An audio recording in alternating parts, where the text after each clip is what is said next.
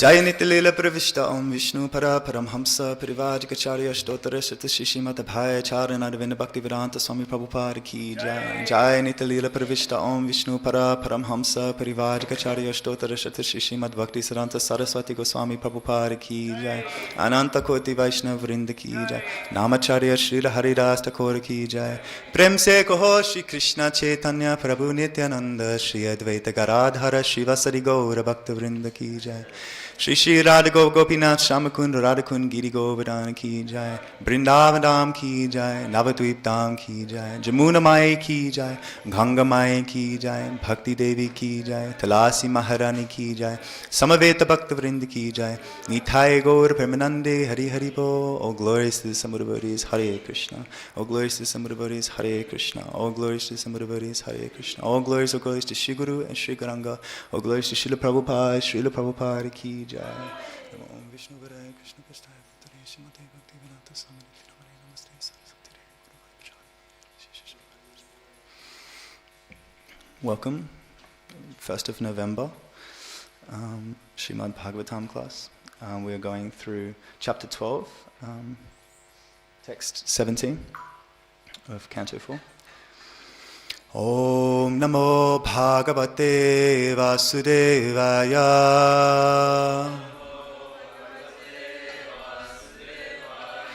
Om Namo Bhagavate Vasudevaya.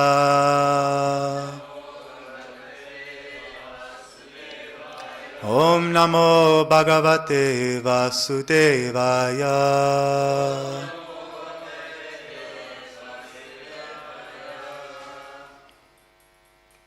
Okay. This is not a meter I'm familiar with, so you'll have to forgive me. I'll try my best.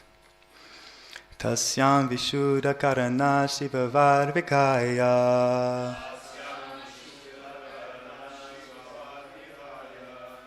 Bhadvasanam Jitamuran Manasriktakshaha. Sthuli Dhara Bhagavad Priti Rupa Etad.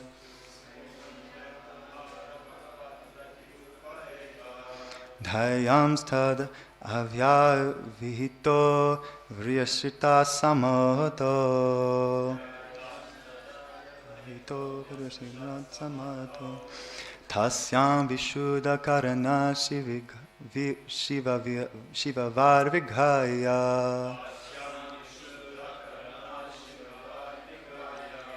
Bhadvasanam Jitamuran Manasa Hritakshaha.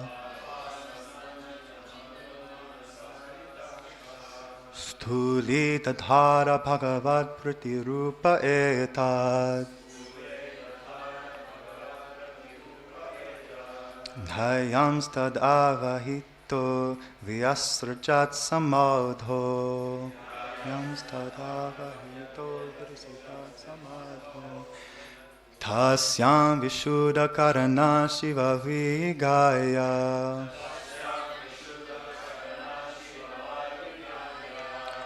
Bhadhavasanam Jitamuran Manasa Hritakshaha.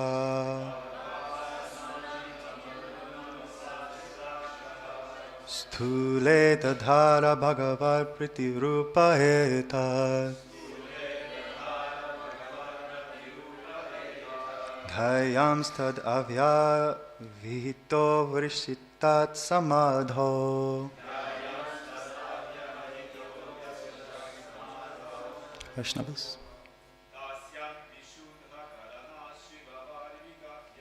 Tasyam Vishuddha Karana Shiva Varvikaya.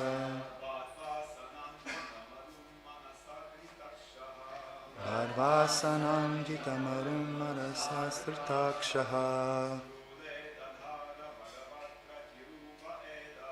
Stule Dhara Bhagavad Pratirupa Etad. Dhayam Stavad Bhavito Vrishitrat Samadho.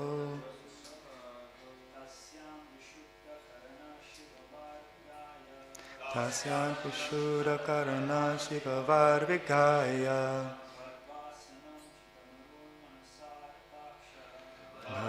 Bhadvasanam Jitamuran Manasaritakshaha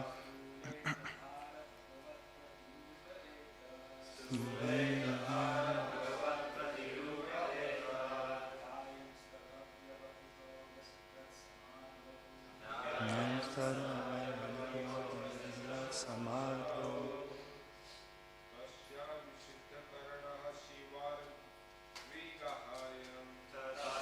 Vishuddhakarana Shivavar Vighaya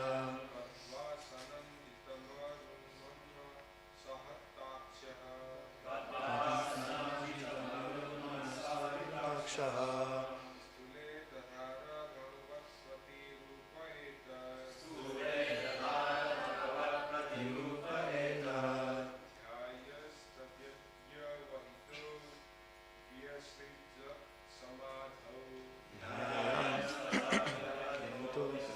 Samadho. Mataji.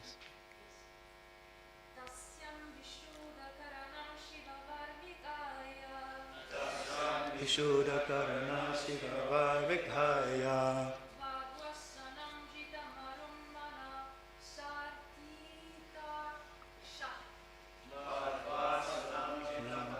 Manasaritakshaha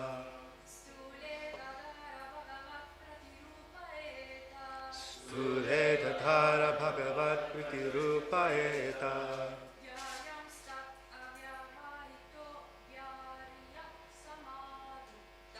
Ayam Staravito Visajat Samadho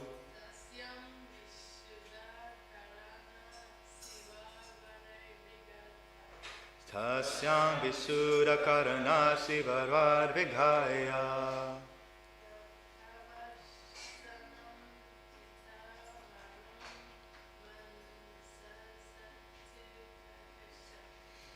Advasanam Jitamarun Manasaritakshaha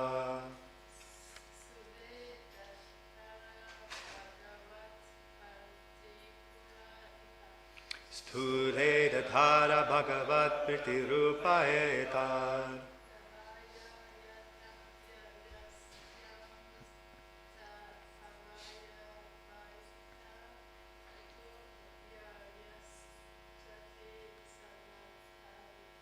Hayam Stadavyayito Vriyashitat Samadho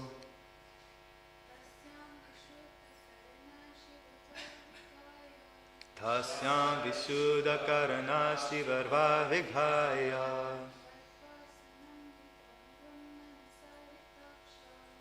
Bhadvasanam Jitamuran Manasaritakshaha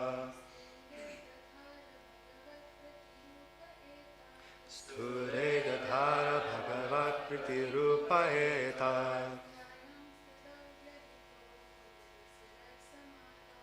Dhayam Stadavahito Vrishichat Samadho Tasyam in Bhararakasha Rama Vishuddha purified Karanaha his senses Siva pure Vaha water Vighaya bathing in Bhadva having fixed asanam sitting position Jita control Marut breathing process Manasaha by the mind Aharita withdrawn Aksha his senses Stule physical Dhara he concentrated Bhagavat Pritirupe on the exact form of the Lord Tat the mind Dhyayan meditating upon Tat that Avyavihitaha without stopping Vyasarcha he entered Samadho into trance. Translation and purport by His Divine Grace A.C. Bhaktivedanta Prabhupada Srila Prabhupada Ki Jai. In Bhadarikasharam, Dhruva Maharaj's senses became completely purified because he bathed regularly in the crystal clear, purified water. He fixed his sitting position and by yogic practice controlled the breathing process and the air of life. In this way, his senses were completely withdrawn. Then, he concentrated his mind on the Archa Vigraha, form of the Lord, which is the exact replica of the Lord, and, thus meditating upon him, entered into complete trance. Purport. Here is a description of the Ashtanga Yoga system, to which Dhruva Maharaj was already accustomed. Ashtanga Yoga was never meant to be practiced in a fashionable city. Dhruva Maharaj went to Bhadarikasharam, and in a solitary place alone he practiced yoga. He concentrated his mind on the Archa Vigraha, the worshipable deity of the Lord, which exactly represents the Supreme Lord. And thus thinking constantly of that deity, he became absorbed in trance. Worship of the Archa Vigraha is not idol worship. The Archa Vigraha is an incarnation of the Lord in a form appreciable by the devotee. Therefore, devotees engage in the temple in the service of the Lord as Archa Vigraha, a form of stula, material objects such as stone, metal, wood, jewels, or paint. All of these are called stula, or physical representations. Since the devotees follow the regulative principles of worship, even though the Lord is there in his physical form, he is non-different from his original spiritual form. Thus, the devotees get the benefit of achieving the ultimate goal of life, that is to say, becoming always absorbed in the thought of the Lord. This incessant thought of the Lord, as prescribed in the Bhagavad Gita, makes one the topmost yogi. Srila Prabhupada ki.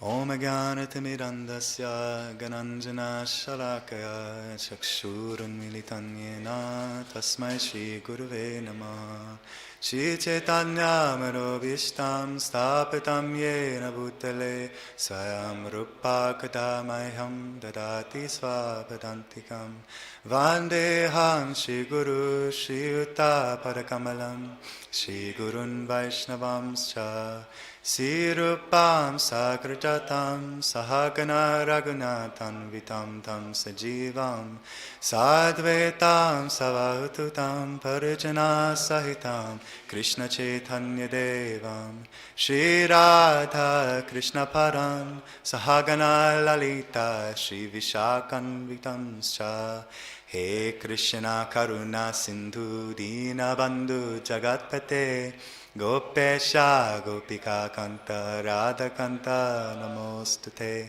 Tapta Kanchana Gorangi Radhe Vrindavaneshwari Vrishabhanu Sute Devi Pranamami Hari Priye Namo Mahavadanyaya Krishna Prama Pradayate Krishnaya Krishna Chaitanya Namne Goratvishe Namaha Vanchakalpa Turubhyascha Kripa Sindhu Vaevacha Patitanam Bhavanebhyo Vaishnavebhyo Namo Namaha Shri Krishna Chaitanya Prabhu Nityananda Shri Advaita Gadadhara Shri Vasari Gaura Bhakta Vrinda Hare Krishna Krishna Krishna Hare Hare Hare Rama Rama Rama Hare Hare Hare Krishna.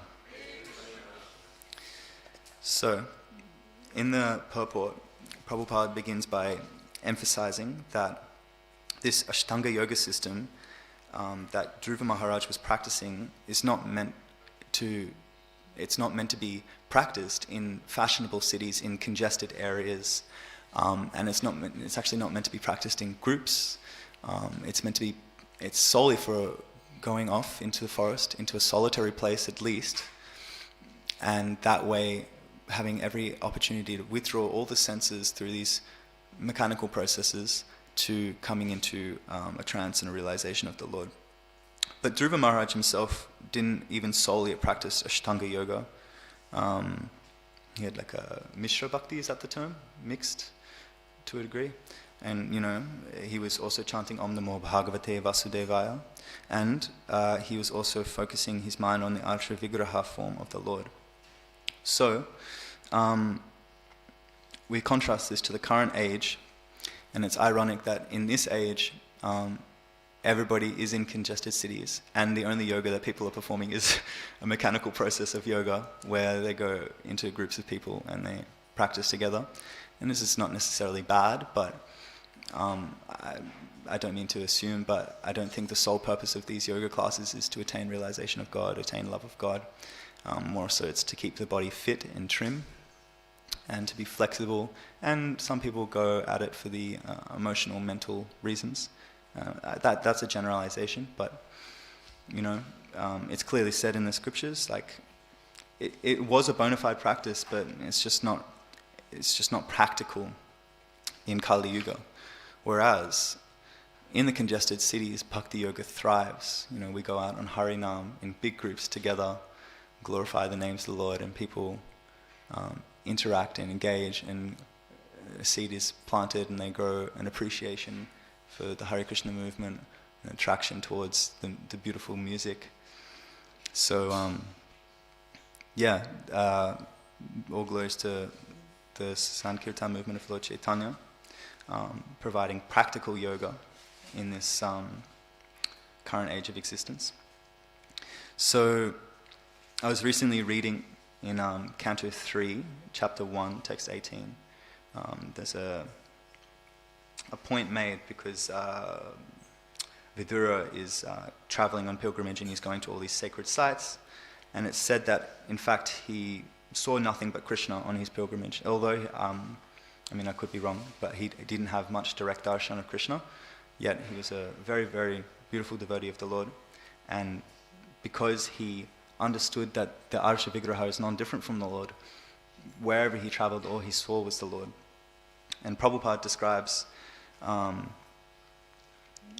so it's described as Ananta Lingai, possessing unlimited potency. And Prabhupada uses this analogy that the post boxes have the same potency as the postal system. So, Krishna in Goloka Vrindavan being like the head office of the postal system, but these post boxes will receive bona fide letters, authorized letters to the post boxes, and that message is clearly received. So similarly, the Archa Vigraha delivers the same unlimited potency as the Lord, fully present. And then it comes to, when I hear that, it just reminds me how conditioned I am, because, I feel that if the Lord was fully present for me, what does even fully present mean, right? But if he was fully present before me, I feel like I wouldn't be able to take my eyes off him. But yet, all of us now, we walk around and the deities are there, and then we have like our Vaidhi Bhakti of like taking darshan. So, and with that darshan, we're trying to look beyond just the, what was the term used? He used the term stula, material. We're trying to look beyond the material, such as stone, metal, wood, jewels, and paint. And we're trying to see that this Archa Vigraha is non-different from the Lord. I got, told very early on by a mentor, it's like, the Lord is right there. You just don't have the eyes to see it. And, but the more we develop Shraddha, faith, and we trust in the teachings of Prabhupada and what he's written in his transcendental literatures, slowly we start to look beyond the material. And so essentially we have to smear our eyes with the ointment of devotional service for them to actually truly grasp and see that their lordships are right there before us. And we can fully interact with them. So if they're there, also, this is elevated, but then we can have relationships with them, and we can communicate with them. And there's many processes to that. A lot of devotees like to write little messages to Radha Gopinath, prayers, So if we want to, start seeing the Lord, we should come to the temple more. We take darshan more. And another extension of this is that the Lord in this current age, it's Nama Avatara, so the holy name is an incarnation of the Lord. And although maybe we can't see necessarily, we can hear. And as we hear regularly, we start to understand that this is no ordinary vibration. And so I guess something I've been thinking about or meditating is that instead of trying to see the Lord, maybe we should first try and feel the Lord, because we hear. And the more we hear, we start to feel that it's doing something within our heart. It's making us feel a certain way. And in these transcendental names are all the transcendental energies. So by vibrating these mantras, these holy names of the Lord, we are directly connecting with the qualities of the Lord. So if we feel blissful while chanting, it's because the Lord his association is completely blissful. But to the degree that we're conditioned is to the same degree we experience that bliss. So we just have to have faith and continue chanting and become more familiar with that energy of the Lord. I also love that Prabhupada very humbly states in the purport that the devotees engage in Archa Vigraha service. But what does the Gurvastakam teach us? Shri Vigraha Radhane Nityanana Shringaratam Mandira Majjanaro Yuktasya Bhaktam Chaniyun Jadhopi Vande Guru Shri Charanarvinda. That actually it's the spiritual master is engaged first of all. He's the one engaged in the temple worship of Shri Shri Radha and Krishna, and he engages his disciples in such worship. So, we can't even approach the worship of Shri Shri Radha and Krishna unless we have the medium of the Guru.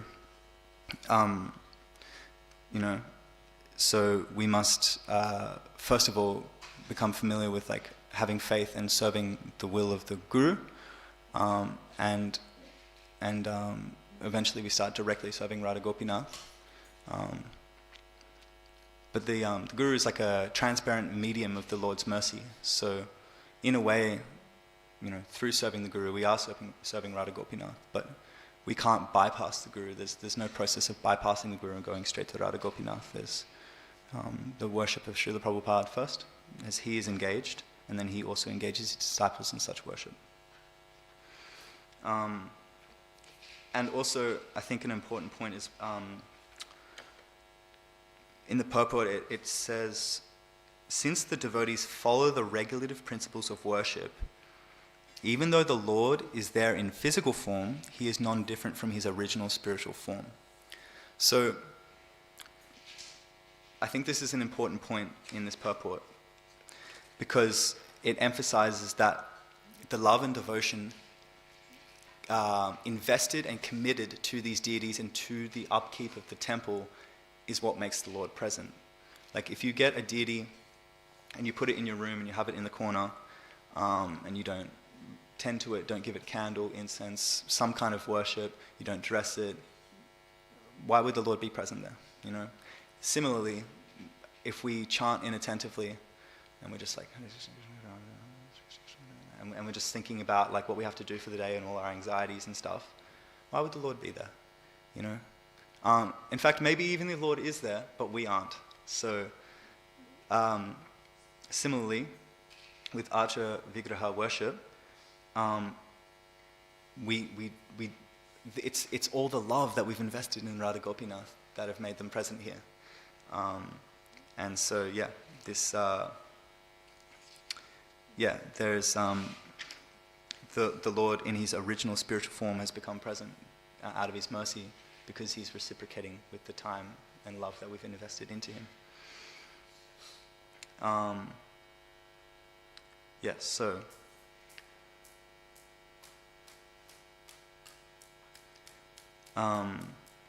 Just as Cheto Darpana Marjanam Mahadavagni Nivrapanam, the holy name of the Lord cleanses the heart of the mirror and extinguishes the fire of misery in the forest of birth and death. So, it's the same point I was just emphasizing with the holy name. We have to first clean the heart, clean the temple of the heart, for the Lord actually to sit on the lotus of our heart. And first we have to actually develop a lotus as well, because I don't feel like my heart has a lotus. But so this upkeep is essential. This purification process is essential. If we look back at as well, Dhruva Maharaj, and this is just somewhat on a physical level, his senses became completely purified because he bathed regularly in the crystal clear, purified water. So this is the first thing that we read in this shloka. This is the first process, is cleaning himself. And it's, it's said that like when you take bath, it not only cleanses the physical body, but it also cleanses the subtle bodies as well. Especially when you wake up in the morning, you must bathe straight away, because there is so much contamination that accrues while you're sleeping, from dreams, and that nighttime period is the energy of that part of the day is mode of ignorance. So we sleep and we accumulate a lot of dirtiness, and so we must bathe first thing in the morning. This is why it's instructed to us to do so. And if you can, at least finish on cold water, because it's said that cold water can bring one out of depressive states, lethargy, like haziness from first waking up, and it allows that subtle energy to be cleaned and to move forward to your worship with clarity. So I just thought that was an important point, that with Vigraha, Archa Vigraha, it's our love and devotion and our upkeep and our purification of the temple that keeps Krishna there. And similarly, we must have that purification process in the heart for the Lord to be fully present there as well.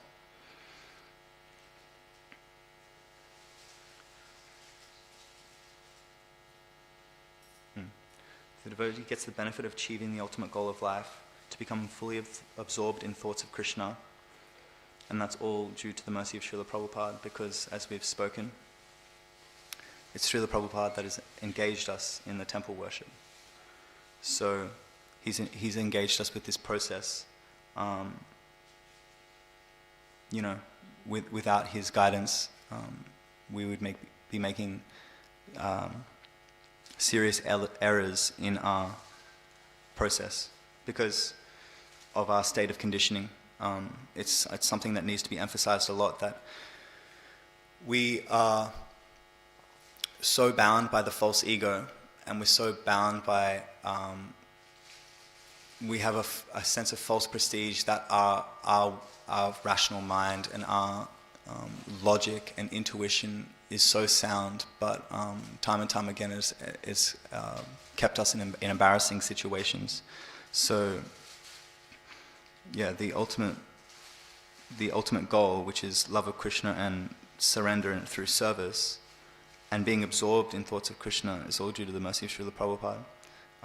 He's provided us a full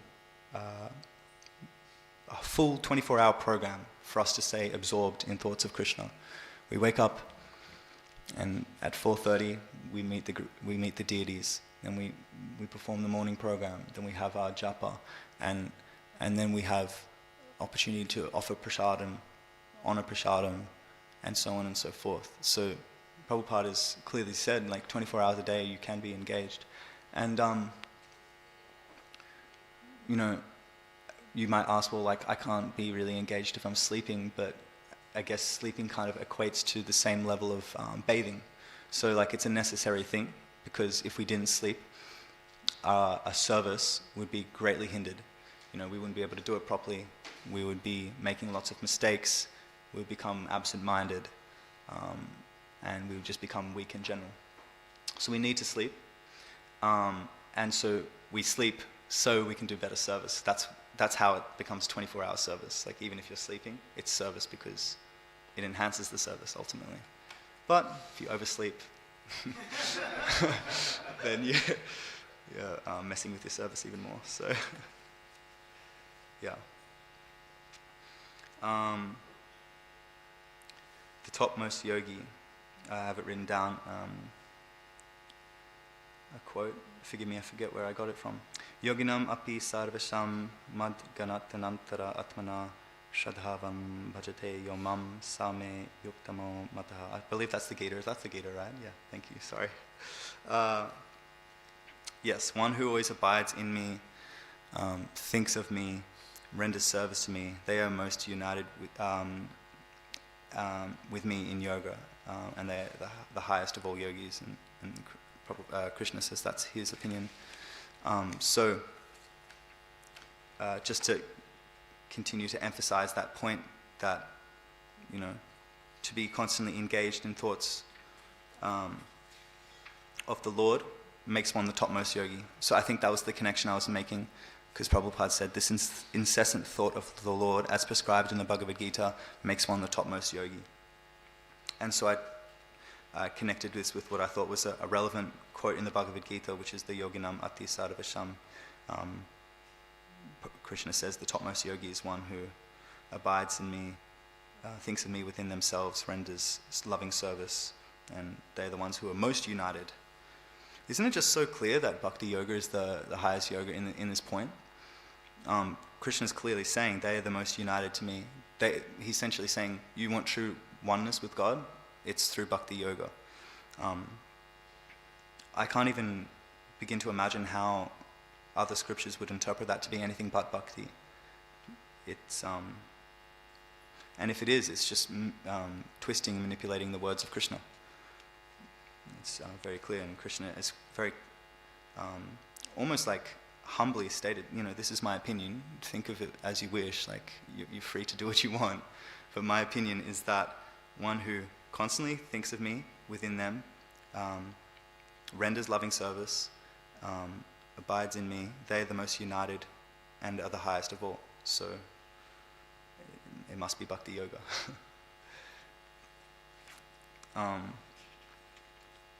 Yeah. So Prabhupada is extending this. Namaste Saraswati Devi, Gauravani Prashadane, Nirvishesha Shunyavadi Pastyatarisharane. The highest conception of Lord Chaitanya, which is delivering the Western countries which are filled with impersonalism and voidism.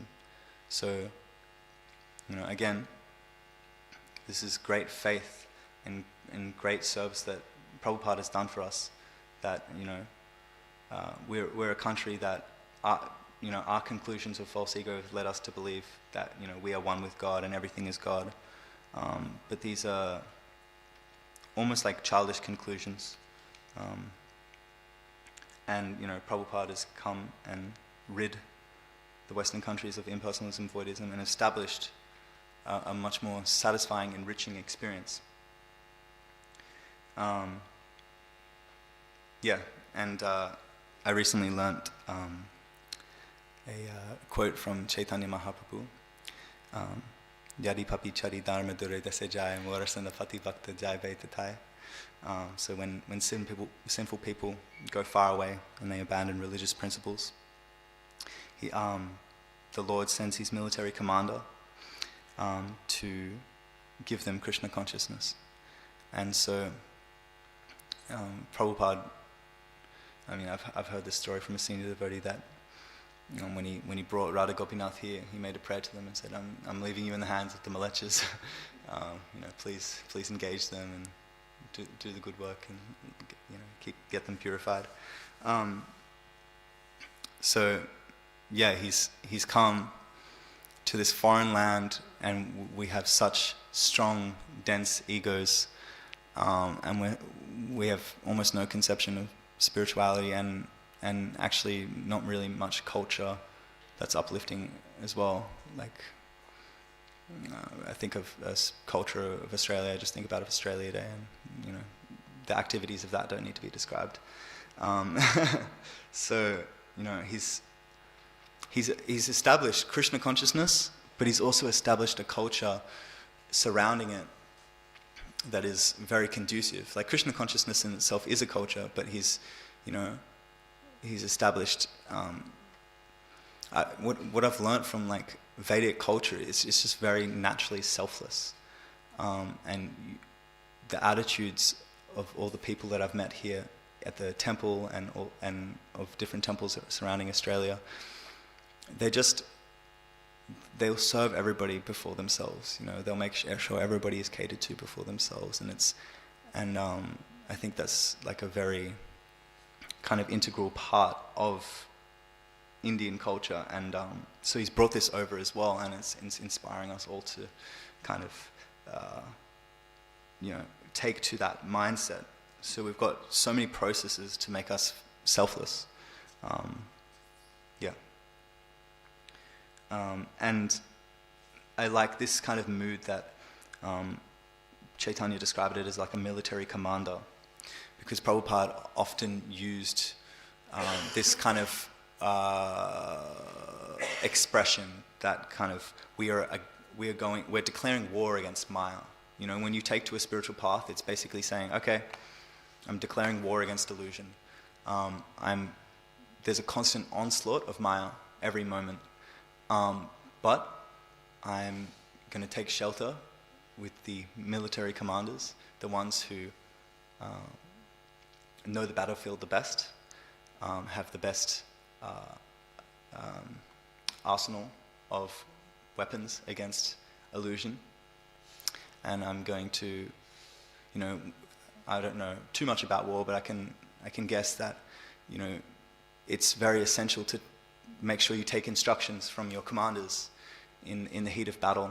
You don't want to, in the midst of this craziness, be like, I don't know, military commander, I don't know if I should be doing this. There's no speculation in a moment like this. Like, we have to understand that we're in a very grave situation. Maya's like at our doorstep every moment, and so to speculate too much on the teachings, like, we should have questions. We submissively listen, and if there's any confusion, we ask questions. But to over speculate, it's dangerous, because we're in the heat of battle. We're in the heat of battle against Maya, so we have to just trust in the military commander, and if we do, then we are sure to defeat this illusion. And I love, one of the things I love the most at 4:30 in the morning is when they blow the conch shell, and it just reminds me of like when Krishna blew the conch shell in the Battle of Kurukshetra, and the opposing army, as soon as they heard that, they knew, oh, it's over. It's over.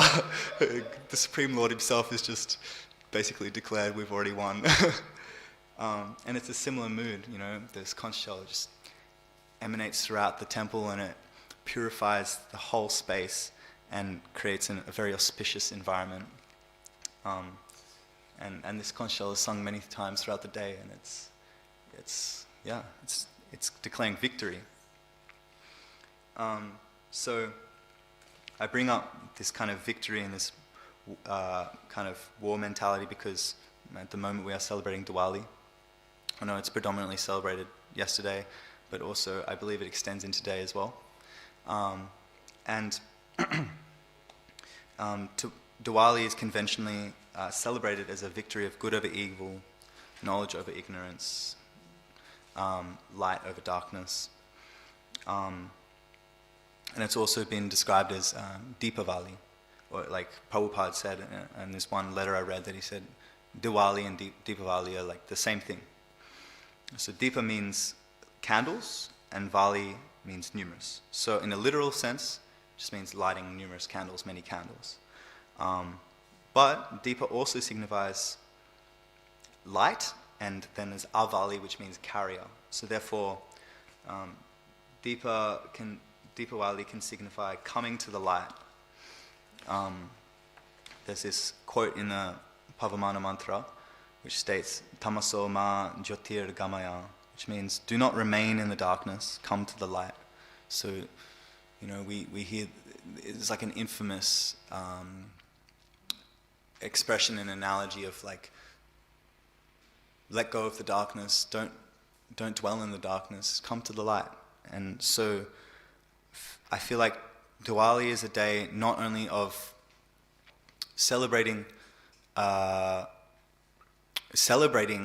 return of Lord Ram to Ayodhya and celebrating the light, it's also a day to encourage you to take to knowledge, take to truth, take to the light, not just to celebrate it, but to kind of what can I do? What can I do to let go? What kind of ignorance within me can I let go of to further embrace the light, to further embrace God, to further embrace truth? But we can't do this ourselves.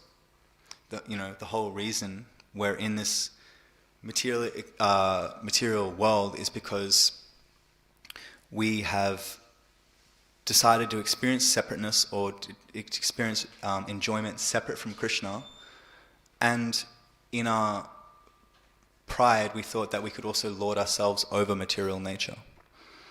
But naturally we have become overcome by Maya, as we are, yes, superior energy technically, but not qualitatively.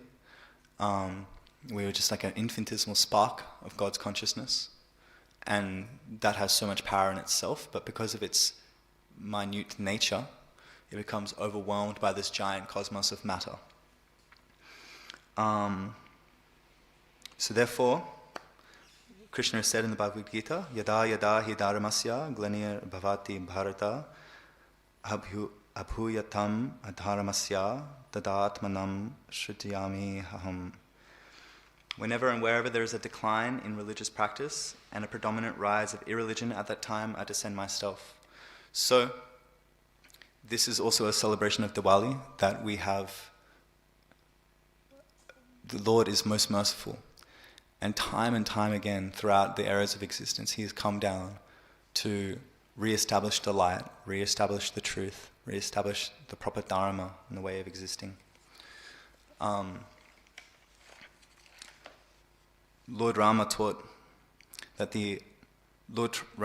us so much. He taught us he was the embodiment of dharma and good action, and he was such a benevolent king. He never succumbed to anger, untinged by the qualities of anger.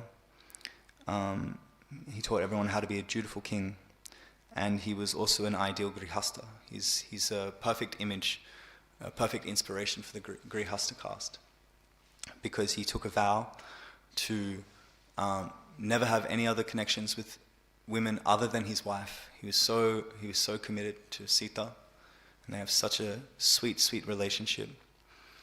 And I've also been taught by my mentors that, when we see these pastimes like Sita and Ram and other expressions of the Lord, we shouldn't think, oh, this is not Radha Krishna, I can't connect with them. We should think, no, this is Radha Krishna, but wow, Krishna taking one wife, this is interesting of you, this is unlike you. So it's Krishna, but just, having variety. Krishna enjoys variety so much.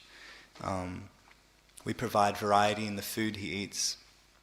We try and give him things pleasurable every day and different.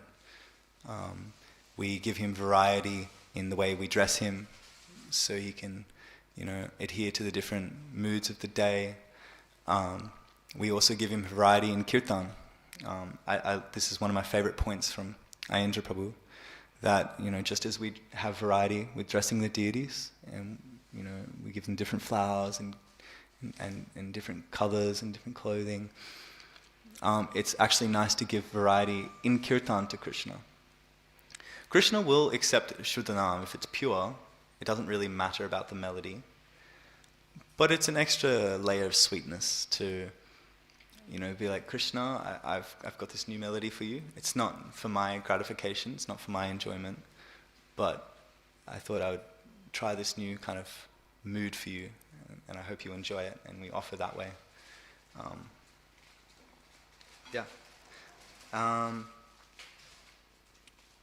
I think I'll conclude there, but can we have any discussions or anything, or any corrections, or any points that you would like to bring up to the class? Hello. I want to ask about the Ashtanga Yoga you were talking at first. So, as they were saying, it's not meant to be practiced in the cities and stuff. But if a person who want to learn it, that would be okay to learn that in a kind of in a city or in a big pool, and then that person knows, and then okay, they isolate themselves and they do it in a kind of like a forest or just big That's good. We also practice it with other people. Is that also would be okay? I would say whatever supports your bhakti. So if you find that it's supporting your bhakti, you know, if you have a particularly disturbed mind or some kind of body ailment like, or you know, like tightness or tension or something in the body that's disturbing you and it's actually getting in the way of you performing your bhakti, then go for it. But I'm trying to represent Prabhupada's mood of pure bhakti and doing whatever you can to support your relationship with God.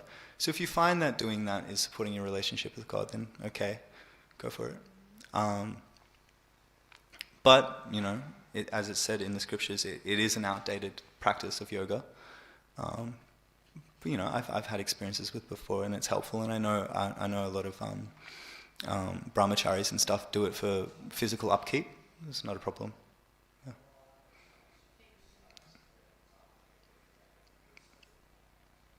All good. Kantaraj Srimad Bhagavatam ki jai.